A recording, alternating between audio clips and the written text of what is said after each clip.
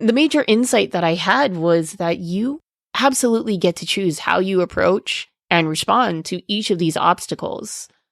A marathon is like your journey to success. So on this journey toward success, you get to choose how you approach and respond to each of the obstacles in your life. Welcome to the Seeds of Growth podcast. My name is Pumehana Palmer. I'm a mindset and growth coach to new real estate agents, small business owners, and high-achieving female entrepreneurs. I believe that true success happens from the inside out, and I'm on a mission to plant seeds of growth and transformation, one powerful conversation at a time. Each week, I'll bring you a solo episode, interview, or coaching experience with business owners just like you to help you shift your perspective, elevate your beliefs, and build a business that inspires you. Now let's dive into today's episode. What's up, friends? Pumehana Palmer here, back again with another episode of Seeds of Growth. I'm super stoked to talk to you about today's topic just because it came on the back of a bucket list item. So not too long ago, I finished my very first marathon, 26.2 miles. I absolutely did not run the entire way. If anything, I walked most of the way, but it wasn't like a leisurely pace kind of walk. It was very much of a power walking. My husband absolutely hated me for it. I don't know if he'll ever forgive me for that, but he was a champ. But yeah, it was something that I just wanted to do. I wanted to be able to say that I completed a marathon. And even while I was in it, as painful and ridiculous as it was, in true mindset fashion, there were some major takeaways. 26.2 miles is a very, very long time. And I finished it in just under 9 hours. I think it took me like 8 hours and 47 minutes. There were some major takeaways. And while I was on the route, I recorded some mindset musings, if you will. And I put them all together and I'm sharing them with you in this podcast recording. So there's 6 of them and let's dive into it. So mindset musing number 1 is on obstacles and roadblocks. The major insight that I had was that you absolutely get to choose how you approach and respond to each of these obstacles. The way that I viewed the marathon and kind of transformed it in my mind was that a marathon is like your journey to success. And not just like on a macro scale of success, because I feel like that finish line is always moving.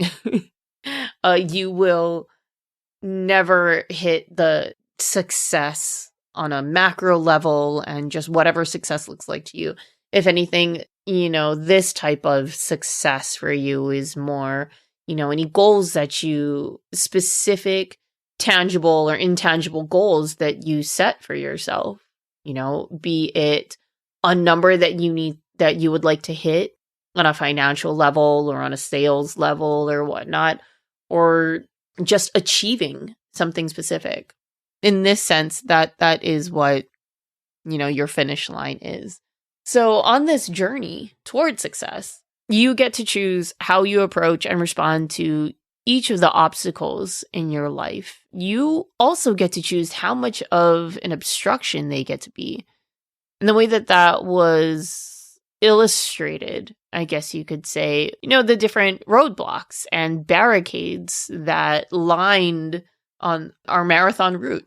And it was really interesting because, and this was pretty early on in the race, I saw like little pieces of trash that was on the road. And then I also saw giant cones and barricades.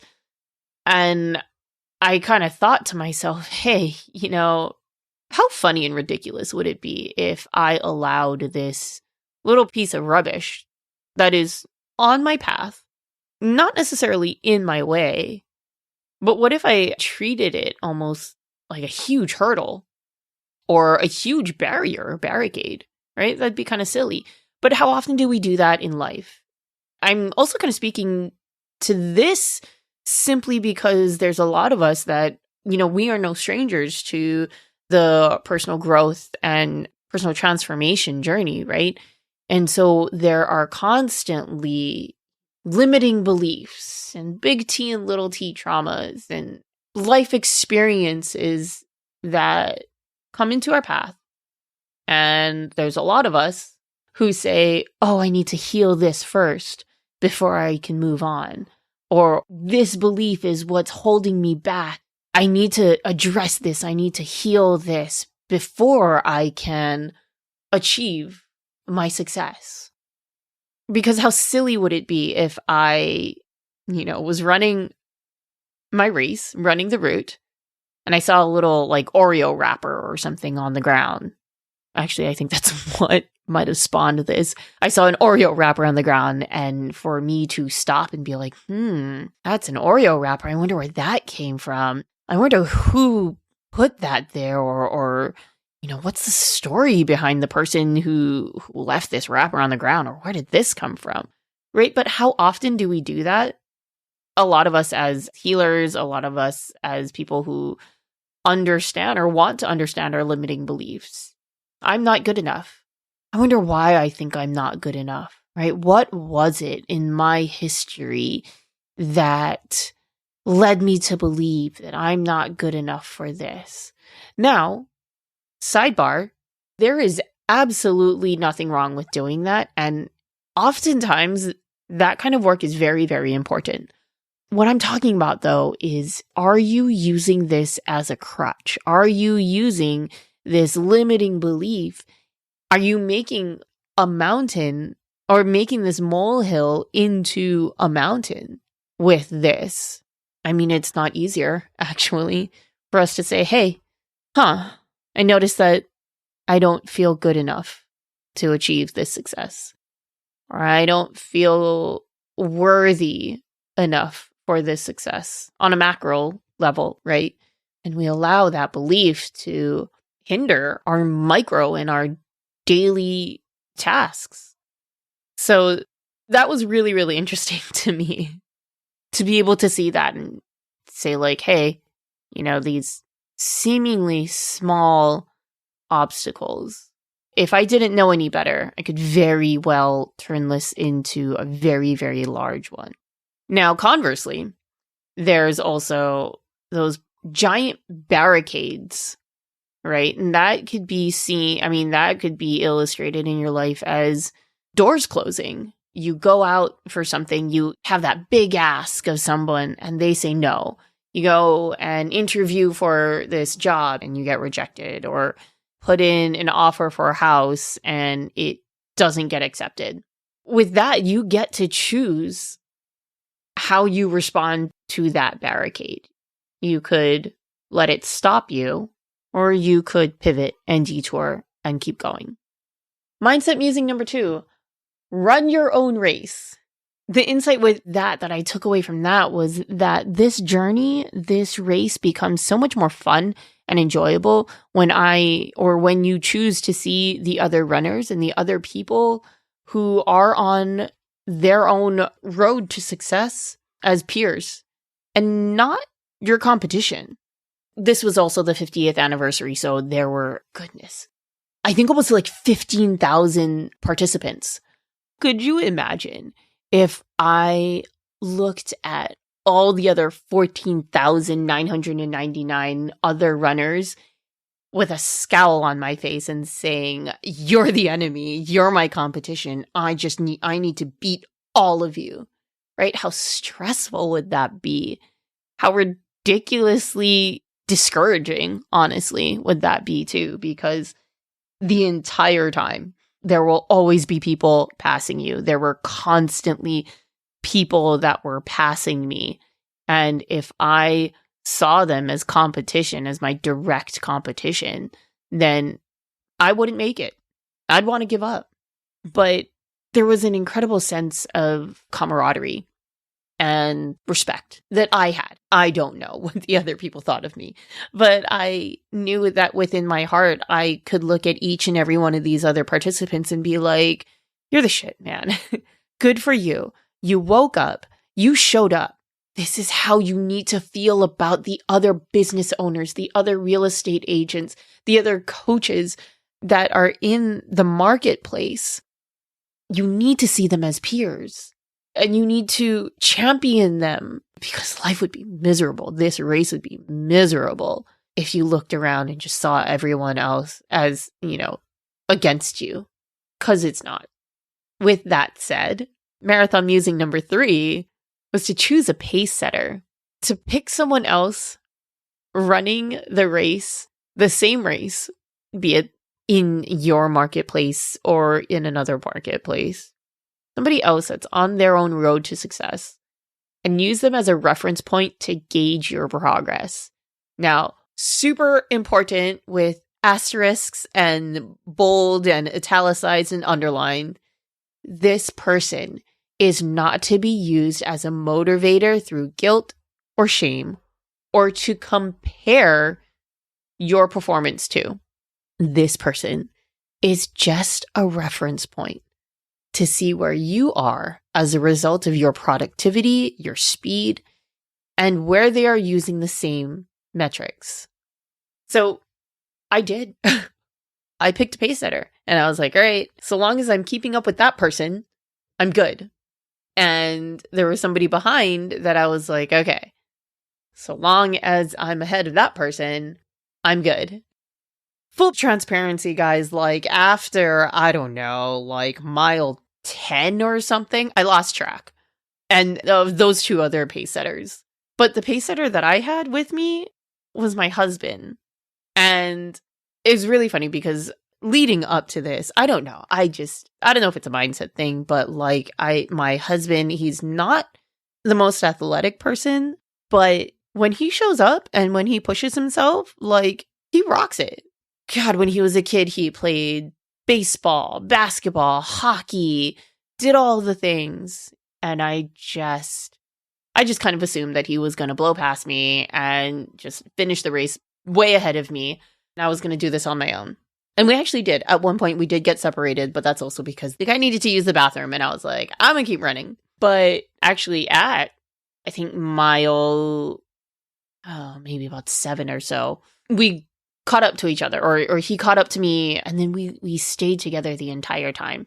So my pace setter was my husband, and it was incredible because I was very honest. When I needed to walk, I tapped him on the shoulder. I was like, I'm walking. And I always told him, you can go ahead. But he never left. He never left my side, which was very sweet. And there were some times that I needed to stop. And I didn't want to do this because this is also, I'm very much of a keep moving forward no matter what. Even if it's baby steps, even if I need to crawl, keep moving forward. But man, you guys, that mentality did not serve me in this because there were times when I had to stop. My muscles were aching, just shooting pains all up and down my legs and my bodies. And I didn't even know, the back of my knees hurt. I don't know if it was ligaments or whatnot. And I didn't know that the back of your knees could hurt. But guess what, guys? It could. So there were times that I had to stop. This was such a humbling experience. But the fact that I chose my husband as my pace setter, it was so encouraging. And it was so necessary. Marathon musing number 4. Understand your influence. This was a fun one. It's so interesting. The culture of the marathon culture. I didn't even realize that there was one. Throughout the entire course, there were a ton of people who were spectators. And of course, this is my very first marathon, so I didn't even think that anybody else cared about other people who were running the race other than the people who were running the race. But there were so many other people who had come out that were just spectators cheering you on and holding up signs. And you'd see signs like, "Go, Donna, you got this." And some of them were actually really funny. There was one that was like, "You don't have to train tomorrow." There was another one that really got me, that stuck with me. It was around, maybe around mile 11 or so. And it was, "What would Goggins do?" And I don't know if a lot of people got that reference, but I did. It was speaking to David Goggins, right? And I could go down a rabbit hole with that guy and his journey. But that right there also gave me kind of a boost of, I guess, endorphins, a little boost of energy. But there was one other sign in particular that made me pause. It was this girl that was, I don't know, maybe in like her early 20s or so. She was walking down the road, and this was like towards the beginning of the race. So it was like, I don't know, like 5:15, 5:20 in the morning. She's walking down the road with a giant sign that says, "You paid for this." And I was like, huh. And that one lingered in my head for a bit because I wasn't sure exactly what she meant by it. Was it a sarcastic, like, you don't have anybody else to blame but yourself for what you're going through right now? Or was it kind of like you went out of your way to pay someone else your hard-earned money so that you could torture yourself and run 26.2 miles?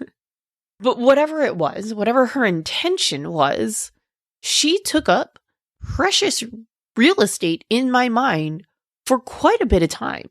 And when I was able to separate, myself from that and just kind of like look in from the outside, that really, really hit me. And so the way that translated for me is that we need to understand our influence, that you need to understand your influence. Even though you think that you don't, it's the attention that people give you, right? Social media, we have a ton of followers. Even some of us only have like, I don't know, 100 something followers. Or there's some of us who have like thousands and thousands of followers. We forget that we have people's attention.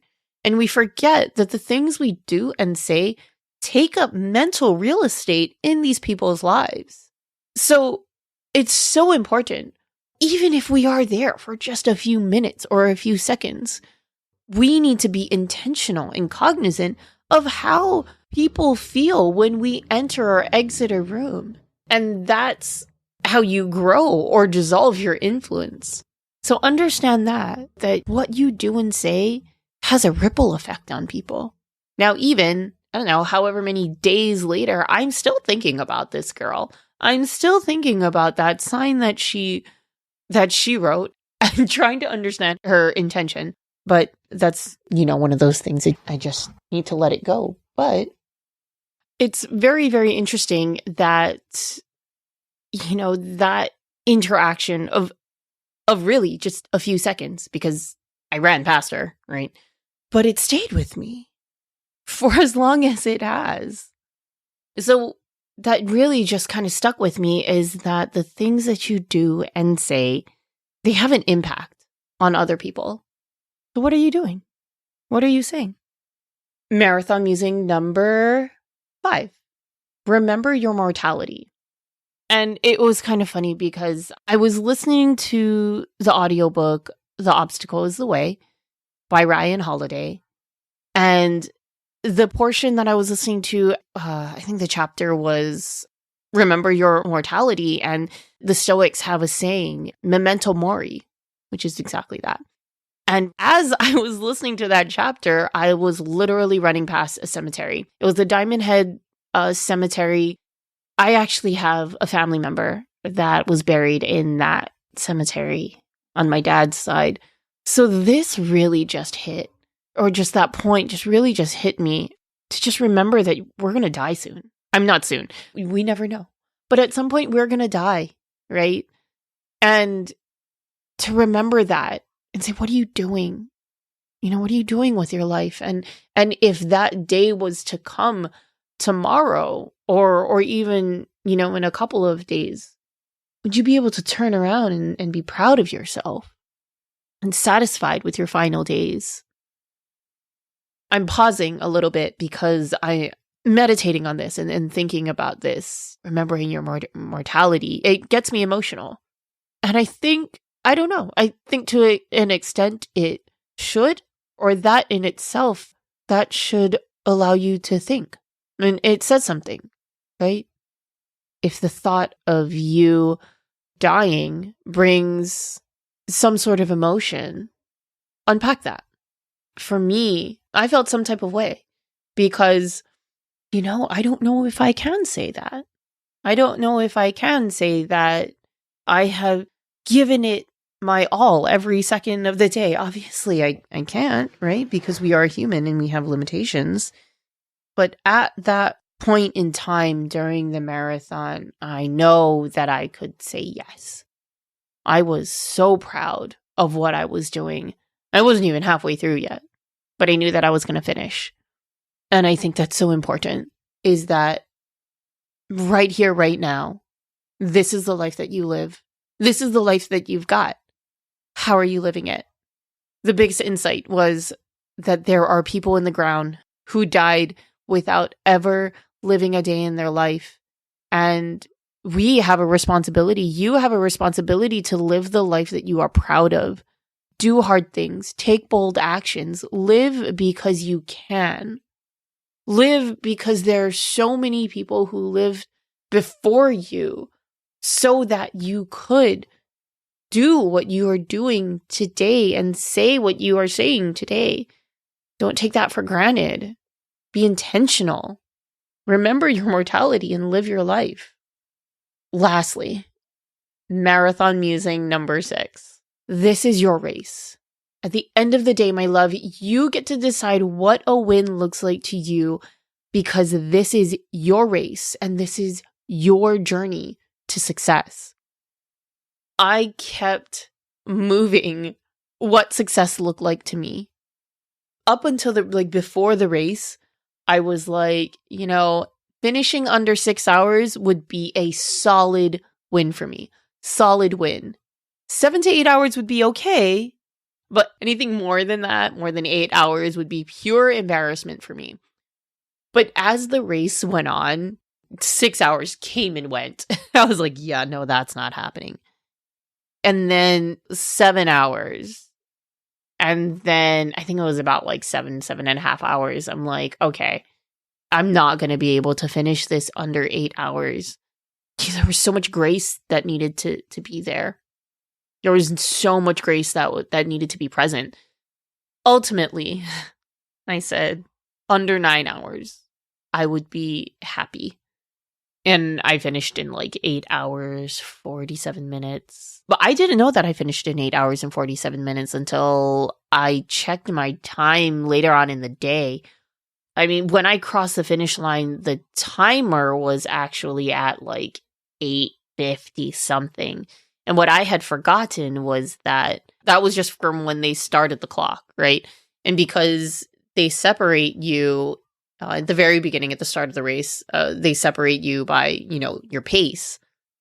So I didn't cross the start line, and technically my clock didn't start ticking until, a few minutes after the full clock started.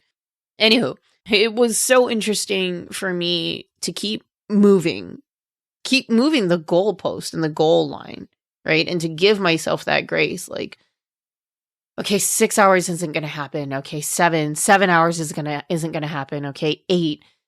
And then I was just what was realistic to me was under 9 hours. And for me to say okay, Pramihana, finish this under 9 hours. It was pretty incredible.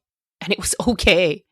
One of the things, there's a pervasive kind of narrative that I've heard in my life. People have told this to me since I was in high school. They would always say, wow, Pumi, you're really hard on yourself. And I always came back with, well, nobody else is, so I have to be, right? Nobody else is gonna be hard on me, so it's got to be me. And I had to realize that, especially in this arena, that wasn't serving me. Because if I kept that solid 6 hours or bust, I wouldn't have finished. I would have just given up. But my friend, you get to decide. This is your race. You get to decide what a win looks like. You get to move the goalpost if you need to. give yourself some grace because you showed up. That in itself is a win. Again, there's a lot of people out there. They don't have the self-awareness. They don't have the kind of belief in which they can, show up at such a high volume and in such a high way that you do. Again, not to compare, but just to know your place and where you are in the grand scheme of things. So if you have ever left a message on my phone, not a lot of you guys have my phone number, but if you did, my outgoing message is this. There's a quote out there that says, "You were put on this earth to do hard things so that you could show others that they can do hard things." And my friends, I truly believe that to my core. And sometimes these hard things are going to be getting up and getting out of bed. Some days, the hard things is pushing yourself harder and farther because no one else is there to push you. But this is your race, and you get to choose. So go out there and do hard things, my love, because you can. My friends, thank you so much for joining me for another episode of Seeds of Growth. I appreciate you. I hope this sparked something. I hope this served you. And remember, true success happens from the inside out. Thanks so much. See you next time. Thanks so much for listening. If this episode served you, please do me a small favor and head to your favorite podcast platform to rate and review the show. Your small act will play an exponential role in getting these powerful conversations out into the world. Be sure to connect with me on Instagram at @PumeHanaPalmer and DM me with your insight and takeaways. See you next time. Aloha.